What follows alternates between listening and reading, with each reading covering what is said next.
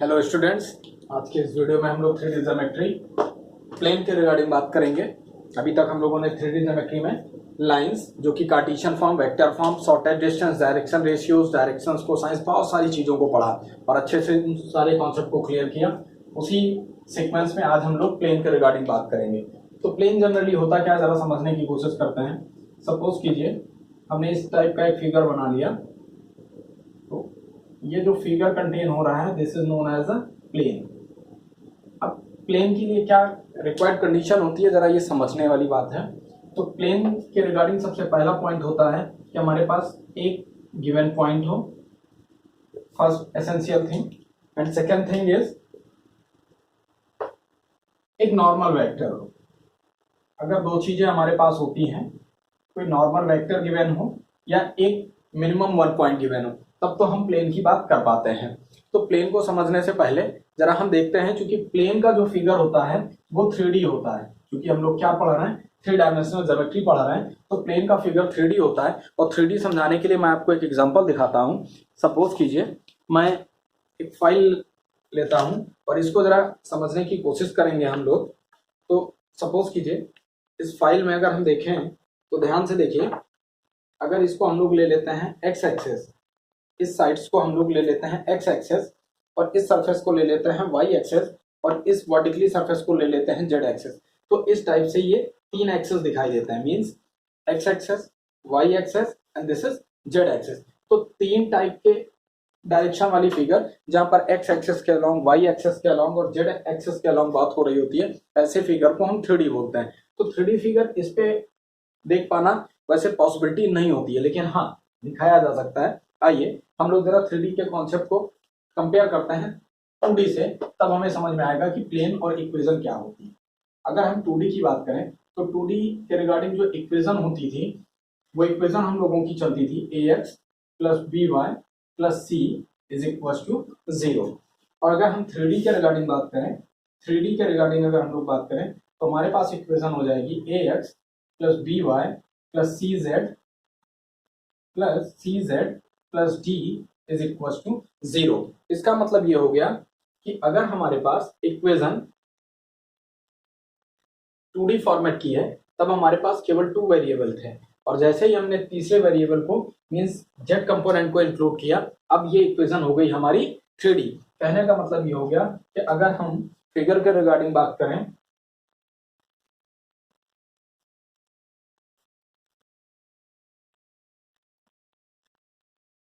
अगर हम फिगर के रिगार्डिंग बात करें तो देखिए हमारे पास अगर हम लोग कुछ ऐसा बना लें, और ये हमने ले लिया, ये इस टाइप में अगर हम देखें तो हमारे पास देखिए, अगर हम इसको एक्स एक्सेस बोल दें, इसको वाई एक्सेस बोल दें और इसे जेड एक्सेस बोल दें, तो हमारे पास तीन एक्सेस दिख रहे हैं। तो मीन्स 3D फिगर इस टाइप का होता है। अभी हम इसकी बात करेंगे, लेकिन पहले सबसे पहले 2D की और 3D का जो इक्वेशन लिया है जरा इसको क्लियर कर दें। तो 2D की इक्वेशन में अगर हम बात करें तो हमारे पास अगर इक्वेशन इस फॉर्मेट की हो, x upon a plus y upon b is equal to 1, तो हम इसका जब ग्राफ प्लॉट करते थे तो इसके ग्राफ के रिगार्डिंग अगर हम बात करें तो ये इक्वेशन कुछ ऐसी होती थी, जहां पर ये पॉइंट ओरिजिन होते थे, कोऑर्डिनेट ऑफ ओरिजिन इज 0 0, और ये एक्स एक्सेस है और ये वाई एक्सेस है। अगर हम एक्स एक्सेस के अलोंग इंटरसेप्ट ए ले लें और वाई एक्सेस के अलोंग इंटरसेप्ट बी ले लें, तो हमारे पास ये इक्वेशन बन जाती थी। और अगर ध्यान दीजिए तो अगर हम ओरिजिन से इस पे कोई परपेंडिकुलर ड्रॉ करते थे, ये पी से डिनोट किया जाता था। ठीक, अब हम बात करते हैं 3D के रिगार्डिंग। अगर 3D के रिगार्डिंग बात की जाए तो x upon a plus y upon b plus z upon c is equal to 1। इस कॉन्सेप्ट को जरा समझेंगे। अब इस कॉन्सेप्ट के रिगार्डिंग अगर बात की जाए तो हम फिगर बनाते हैं, तो फिगर ऐसा ले लेते हैं, मीन्स इसमें हमने तीनों एक्सेस को दिखाने की कोशिश की है।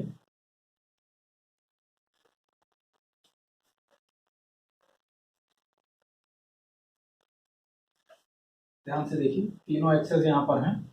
अगर इसे हम एक्स एक्सेस बोल दें and this is y axis and this time this is z. Now if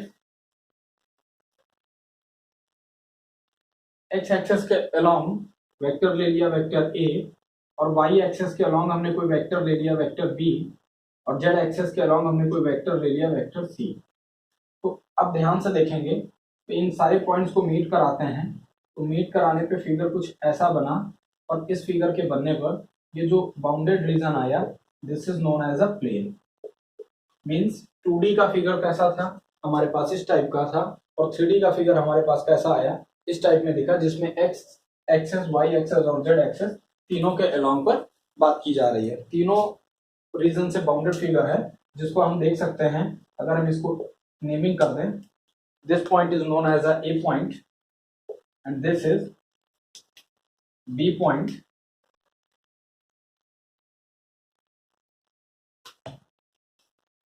this point is known as a C point, CB, and this is A point.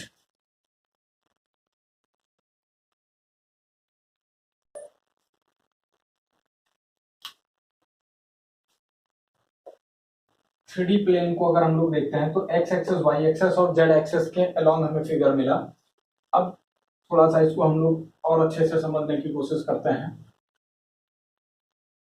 तो देखिए जैसा कि मैंने पहले भी आपको बताया कि किसी प्लेन के लिए जो रिक्वायर्ड कंडीशन होती है वो कंडीशन क्या होती है कि कम से कम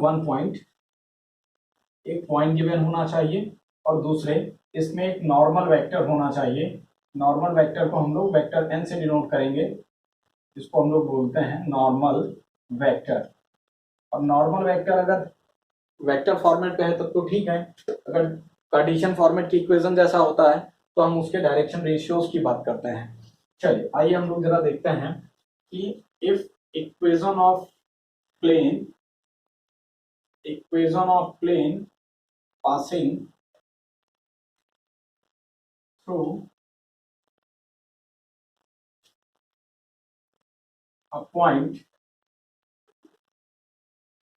वेक्टर ए डैश, हमने यहाँ पर वेक्टर ए डैश ले लिया, उसका रीजन ये है, and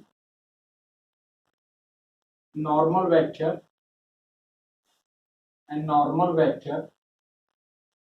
vector n is equal to A I B J plus C K. अब हम ऐसी इक्वेशन को पास आउट फाइंड करेंगे जिसमें एक नॉर्मल वेक्टर गिवन है और एक पॉइंट गिवन है। मींस कंडीशन वही हो गई कि रिक्वायर्ड प्लेन की जब भी इक्वेशन आएगी तो प्लेन की इक्वेशन तभी पॉसिबल होती है जब हमारे पास एक नॉर्मल पॉइंट हो, मींस एक वेक्टर नॉर्मल वेक्टर गिवन हो, और दूसरा कि कोई एक पॉइंट गिवन हो जिससे वो लाइन पास आउट होती है। सपोज कीजिए अगर हम इसमें कोई एक ऐसा ले लेते हैं, मान लीजिए हमने ये कोई ले लिया था, ये पॉइंट हमने बोल दिया ए और इस पॉइंट को हमने बोल दिया बी, और नॉर्मल वेक्टर हमारे पास ये गिवन है। इसी नॉर्मल वेक्टर को अगर हम लोग लिख लेते हैं, नॉर्मल वेक्टर को हम लोग लिख लेते हैं vector n is equal to A I B J plus C K. तो हमारे पास हो गया ए आई प्लस बी जे प्लस सी के।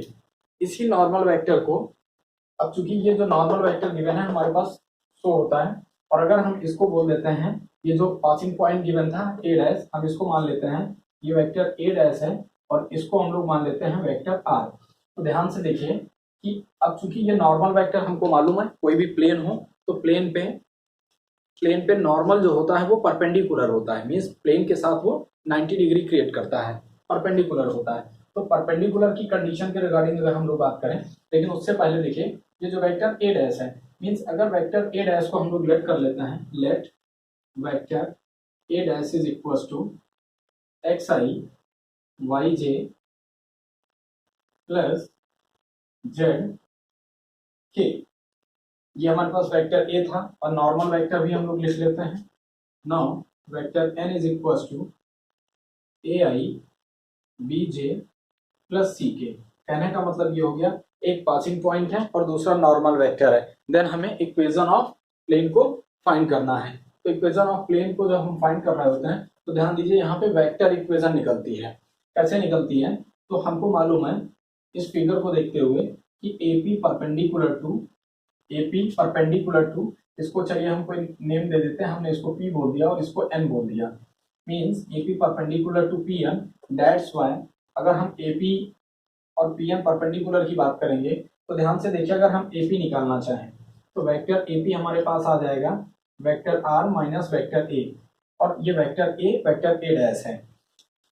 क्यों हो जाएगा? क्योंकि आपको मालूम है A P is equal to A P की अगर हम बात करेंगे ओ पी माइनस ओ ए हो जाएगा। ओ पी की वैल्यू हमारे पास आर है और ओ ए की वैल्यू हमारे पास वेक्टर ए डैश है। क्योंकि ये पोजीशन वेक्टर होते हैं इसलिए ऐसा हो गया। तो ध्यान से देखिए परपेंडिकुलर की कंडीशन क्या होती है।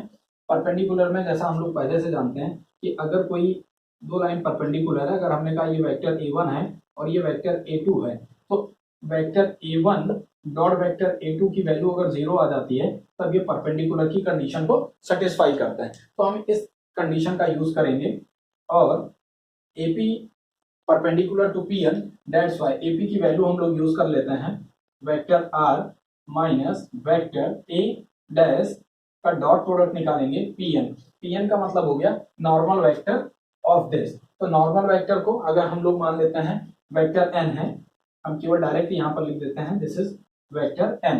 तो इन दोनों का मल्टीपल क्या होना चाहिए? जीरो। मीन्स डॉट प्रोडक्ट क्या आना चाहिए? जीरो आना चाहिए। डॉट प्रोडक्ट के रिगार्डिंग अगर हम बात करते हैं तो अब इसको अगले स्टेप में सॉल्व करें तो हमारे पास हो जाएगा vector r dot vector n minus vector a, इसको डैश कर देते हैं vector a dash dot vector n is equal to zero. थोड़ा सा और सिंप्लीफाई करते हैं तो vector r dot vector n is equal to vector a dash vector n. अब यहाँ पर ध्यान देंगे ये जो वेक्टर ए डैश एन है इसकी वैल्यू कांस्टेंट आती है, इसकी वैल्यू कांस्टेंट हो जाती है, इसलिए हम लोग लिख सकते हैं vector r dot vector n is equal to d. और यही क्या है? रिक्वायर्ड इक्वेशन ऑफ प्लेन है। Now required equation of plane, when equation of plane is passing through a given point vector a dash and a normal vector n is equals to ai plus bj plus ck। इस तरीके से हम लोगों ने derive किया तो हमें required equation of plane मिल गई vector r dot n is equals to d, d जहां पर कांस्टेंट होता है।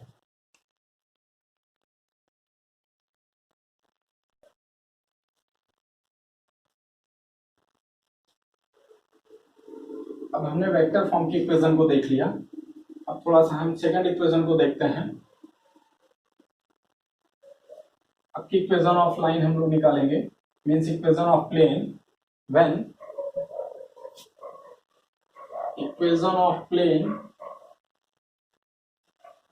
When equation of plane when passing through a given point, when passing through a given point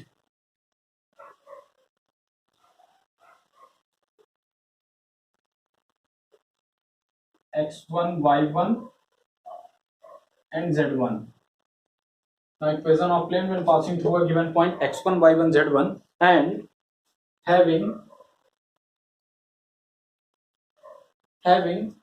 direction ratios of the plane, having direction ratios of the normal, direction ratios of the normal are a, b, c। हमारे पास direction ratios given है और साथ ही साथ हमारे पास एक point given है। अभी हम लोगों को पता था, हमने इसके पहले जो इक्वेशन ड्राइव की थी प्लेन की, तो प्लेन की इक्वेशन ड्राइव करने में हम लोगों ने देखा था कि हमारे पास एक नॉर्मल वेक्टर था और एक पॉइंट था, और वो पॉइंट हम लोगों ने यहाँ पर कंसीडर कर लिया था, मान लीजिए ये पॉइंट ए था। तो अब इस जो लाइन है या जो पॉइंट है इसके डायरेक्शन रेशियोज गिवन है और एक पॉइंट गिवन है। मीन्स नॉर्मल, जो नॉर्मल वेक्टर है इसके direction ratios a B c given है। ए बी सी का मतलब हो गया ए आई प्लस बी जे प्लस सी के। और दूसरी कंडीशन कि लाइन पास आउट किससे हो रही, मीन्स प्लेन किससे पास आउट हो रहा है? x1 y1 एंड z1 से। Now as we know that general equation of plane given by in this way ax plus by plus cz plus d is equals to 0, ये हमारे पास required plane की equation होती है।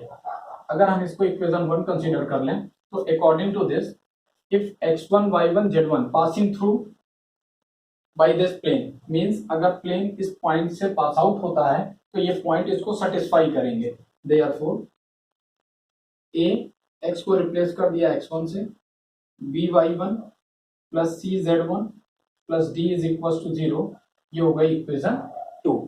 अब हम अगर equation 1 now equation 1 minus equation 2 कर दें, now equation 2 subtracted from equation 1 then we get, subtract कर लें तो हमारे पास मिल जाएगा a कॉमन हो जाएगा और हो जाएगा x minus x1 plus b common हो गया y minus y1 plus c common हो गया, यहाँ हमारे पास हो जाएगा z minus z1 plus d minus d goes to 0, ये हमारे पास इक्वेशन 3 हो गई which is the required equation of plane when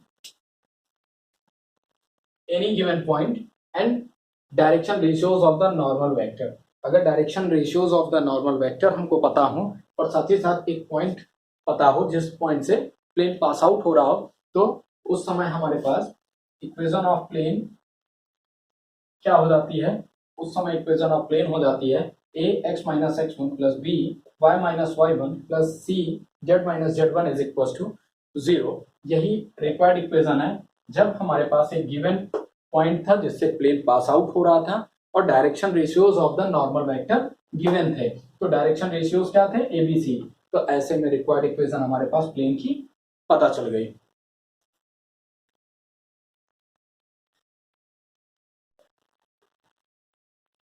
आइए इस पे बेस्ड हम कुछ क्वेश्चंस भी देखते हैं। तो पहला क्वेश्चन हमारे पास, equation of line passing through the point 2 minus 3 1 and is perpendicular to the joining the points 3 4 minus 1 and 2 minus 1 and 5। इस टाइप के क्वेश्चन को सॉल्व करने के लिए हमें क्या, एक पोजीशन वेक्टर पता है मींस जिस वेक्टर से पास आउट होता है प्लेन, और दूसरा परपेंडिकुलर है इन दोनों के पॉइंट से, ज्वाइनिंग पॉइंट से, means perpendicular to joining of these two points. तो चलिए सबसे पहले हमें मालूम है कि अगर एक पॉइंट से पास आउट हो रहा है तो equation of plane when it is passing through only one point क्या होता है, a x minus x1 plus b y minus y1 plus c z minus z1 is equal to 0 which is the required equation of plane. ये पहला point हो गया। अब दूसरी बात हमें ध्यान देना है कि यहाँ पर ज्वाइनिंग मींस जो हमारे पास line of joining the points है 3 4 1 3 4 माइनस 1 एंड 2 माइनस 1 एंड 5, यहाँ से हम लोगों को निकालना है नॉर्मल वेक्टर। तो नॉर्मल वेक्टर जब हम लोग निकालते हैं तो नॉर्मल वेक्टर के अगर हम डायरेक्शन रेशियोज के टर्म में अगर बात करें तो हमारे पास यहाँ पर वेक्टर n के रिगार्डिंग जो इक्वेशन बन रही है जरा समझेंगे। अगर हम वेक्टर n लिखते हैं तो वेक्टर n के लिए अगर हम बात करें तो x2 minus x1 means 2 minus 3 हम लोगों को मिल जाएगा minus i plus minus 1 minus 4 means हम लोगों के पास 5j 5 प्लस 1 मीन्स 6k। अब ये कुछ और नहीं, ये यही होता है x2 minus x1 y2 minus y1 z2 minus z1। ये ऑलरेडी हम लोग 3D ज्योमेट्री में इक्वेशन ऑफ लाइन और वेक्टर फॉर्मेट में भी पढ़ चुके हैं। अगर हम अब बात करें direction ratios of normal vector n, तो direction ratios of this vector क्या हो जाएगा, -1 हो जाएगा, -5 हो जाएगा and 6। These are the direction ratios. और ये जो डायरेक्शन रेशियोज होते हैं ये कुछ और नहीं होते, ये ए बी सी ही होते हैं।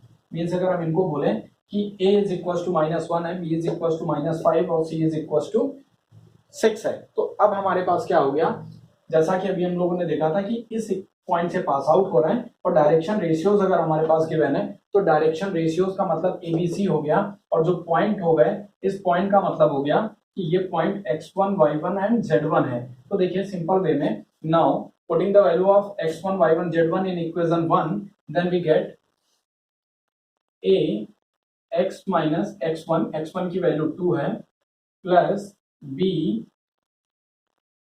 y माइनस y1, तो y1 की वैल्यू हमारे पास -3 है मीन्स प्लस का 3 हो जाएगा, plus c z minus z1 की वैल्यू क्या है 1 है इज इक्वल टू 0। इसे बना लिया हम लोगों ने इक्वेशन 2।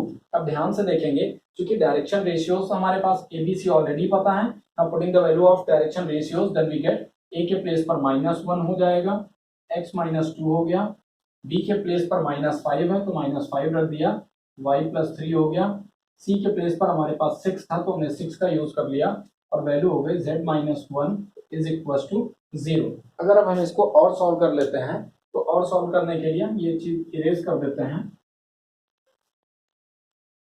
अब ध्यान से देखेंगे, हमारे पास यहाँ पर माइनस में x हो गया, माइनस में x हो गया, माइनस में 5y हो गया और प्लस का 6z हो गया, माइनस माइनस प्लस का 2 हो जाएगा, माइनस प्लस माइनस का 15 हो जाएगा एंड माइनस का 6 इज इक्वल टू 0। और सिंप्लीफाई अगर करते हैं हम लोग तो हमारे पास हो जाएगा -x minus 5y plus 6z। ना 21 में 2 सेपरेट किया मीन्स हमारे पास -19 is equal to 0। Negative sign से अगर हम मल्टीप्लाई कर लेते हैं तो हमारे पास हो जाएगा x plus 5y minus 6z plus 19 is equal to 0। और ये जो इक्वेशन बनकर आई which is the required equation of plane, this is a required equation of plane. Now this is the required equation of plane when equation of line passing through 2 -3 1 and is perpendicular to joining the points 3 4 -1 and 2 -1 5। बहुत simple सा question था, हमने लोगों ने इस question को किया, देख करके समझ में आ गया कि ये क्वेश्चन बहुत ज्यादा टफ नहीं होता।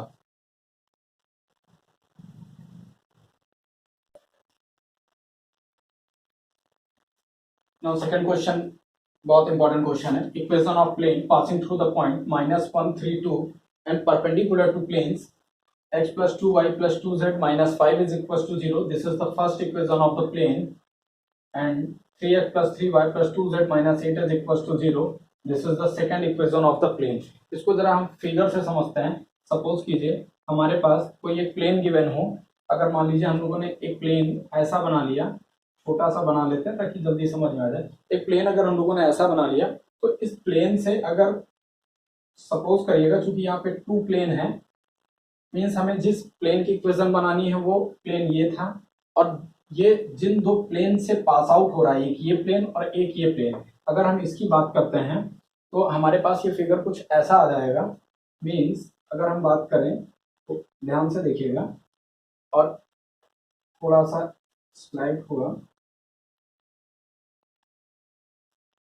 कुछ इस टाइप में। मीन्स अगर हम बात करें तो देखिए इसी तरीके से ये पहला प्लेन था, मीन्स ये फर्स्ट प्लेन की इक्वेशन को हम लोग इस पे बात करेंगे। और अगर हम इसी टाइप में दूसरे प्लेन को बनाना चाहें तो यहाँ पर अगर हम प्लेन की इक्वेशन बिल्कुल इसी टाइप में दूसरा प्लेन इंसर्ट कर दें तो इस प्लेन को अगर हम लोग बनाते हैं, सपोज करिए कि उस प्लेन को हम लोग कुछ ऐसा कर देते हैं, इस वे में लेकर गए और प्लेन फिगर को बनाने में थोड़ा सा माइंड लगता है, बाकी होता कुछ नहीं है। तो अगर हम इसके रिगार्डिंग बात करें तो सपोज कीजिए, चलिए हम ऐसे डायरेक्टली लिख देते हैं। मीन्स अगर थोड़ा सा कोशिश करें हम लोग कुछ इस टाइप का प्लेन बनाएं,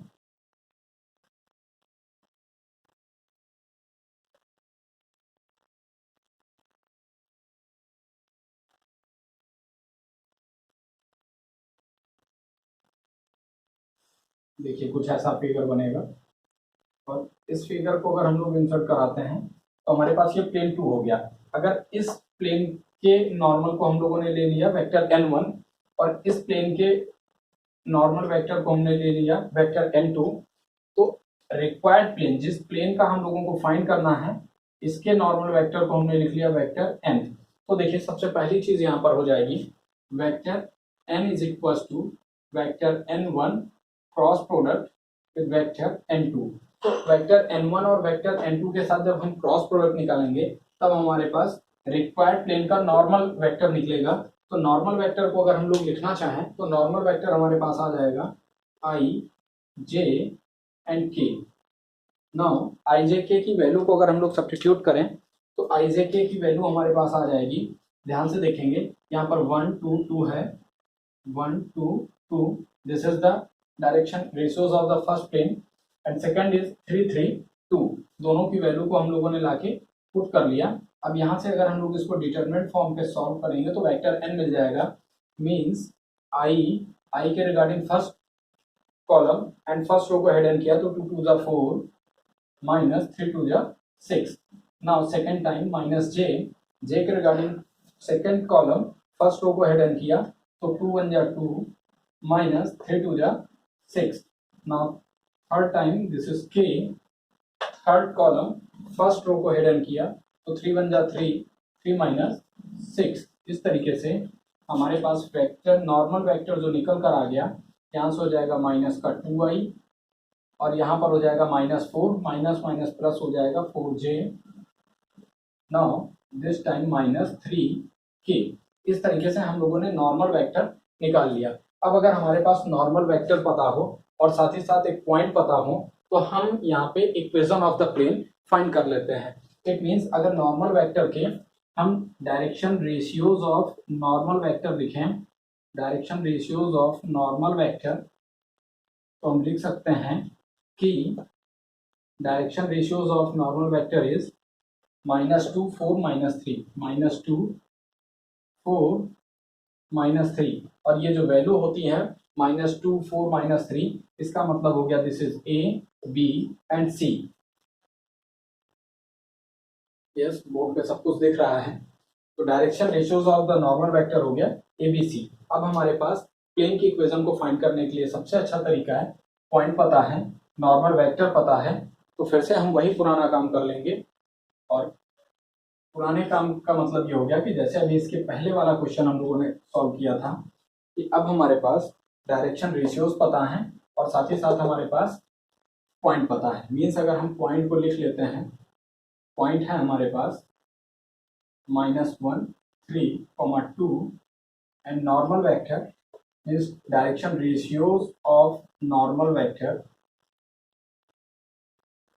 हमारे पास है -2, -4, -3, और इसको हम लोग जानते हैं ये ए बी सी की वैल्यूज होती हैं डायरेक्शन रेशियोज में। तो अब हमारे पास डायरेक्शन रेशियो पता है और एक पॉइंट पता है। Now equation of the plane a x - x1 plus b y - y1 plus c z - z1 is equal to 0। अब इसमें हम x1 y1 के प्लेस पर वैल्यू पुट कर देंगे x1 y1 z1 और इस वैल्यू को abc कंसीडर करेंगे। तो ध्यान से देखते हैं, a और x1 मैं एक साथ पुट करूंगा। a की वैल्यू हमारे पास -2 है, x माइनस x1 की वैल्यू -1 थी तो माइनस माइनस +1 हो गया। नाउ b की वैल्यू हमारे पास 4 है, y माइनस y1 की वैल्यू हमारे पास 3 है तो 3 माइनस में कर दिया, c की वैल्यू हमारे पास -3 थी तो -3 कर दिया, z माइनस z1 की वैल्यू हमारे पास 2 है।